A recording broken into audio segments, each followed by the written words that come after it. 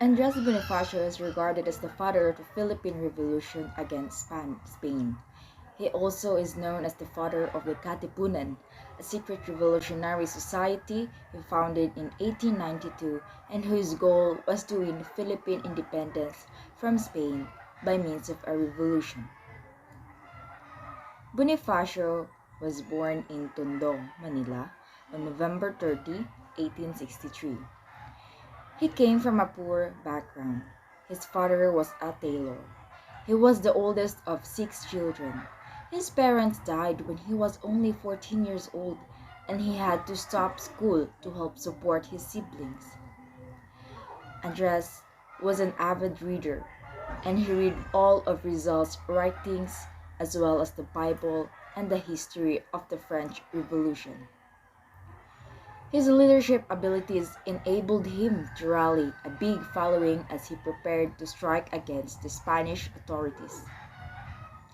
However, before his group could attack, they were discovered by the Paris priest in Tondo, who reported them to the Spanish authorities. Luckily, Bonifacio and his men were able to escape to the hills of Balintawak. There, on August 26, 1896, Bonifacio and his men raised their rifles and sabers crying out, "Long live the Katipunan! Long live Philippine independence!" For they tore the cedula or identification papers shouting, "Kalayaan" or freedom. This event became known as the Cry of Balintawak and is commemorated every year on August 26 at the foot of the monument erected in honor of Bonifacio and his followers. The revolution against Spain rapidly spread throughout the country. However, the poor armed and ill-equipped Filipinos were no match to the Spanish army. To make matters worse for Bonifacio, a revolutionary in the province of Cavite named Emilio Aguinaldo emerged, resulting in a rivalry for leadership.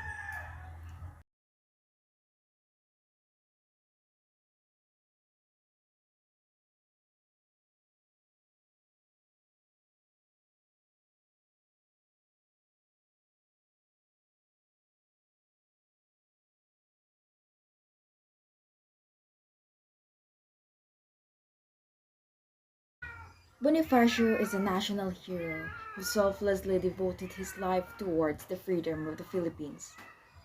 During his time in rebellion against the other government, Bonifacio came up with many ways to create awareness amongst the Spanish people. He led the Battle of Manila to create pressure on the Spanish government. Although initially he was winning as they outnumbered the troops, as soon as the reinforcement arrived, the tables were changed. The battle day led by Bonifacio was lost and many people from the party were killed. Bonifacio almost died from a bullet. He, however, did not lose his life in that battle. He later lost the election and was executed for treason by Aguinaldo.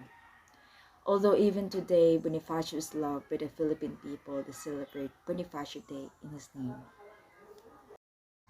Bonifacio was the head of the party and led many attacks on the Spanish government. His leadership resulted in a team that together overthrew the Spanish government and gave the Philippines the independence it was looking for.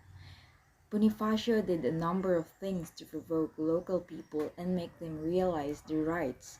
Together with his friends Emilio Jacinto and Pio Valenzuela, he released newspapers that covered freedom and rights. Thus, they worked with an all-round approach to help the country gain freedom. The support of the local people was crucial, thus the creation of banners, folk songs, and newspapers writing was important. A lot about Bonifacio was also written. Jose Rizal is the biographer of Emilio Aguinaldo, who was a very close friend of Bonifacio. One of the most amazing things about Bonifacio is he was an all-arounder from writing to acting to being a leader who controlled thousands. He did it all. Bonifacio would actively play Bernardo Carpio in Radar and would also take part in Tagalog folklore. the very first known Katipunan leaders organized a meeting as the revolutionary government was in Friar State residence. Although after the Philippines got independence, things didn't go very sweet for Bonifacio, and he was charged for treason against Ignalo's government and was also charged with murder against him. This later resulted in Rizal's arrest, although Bonifacio tried to convince Rizal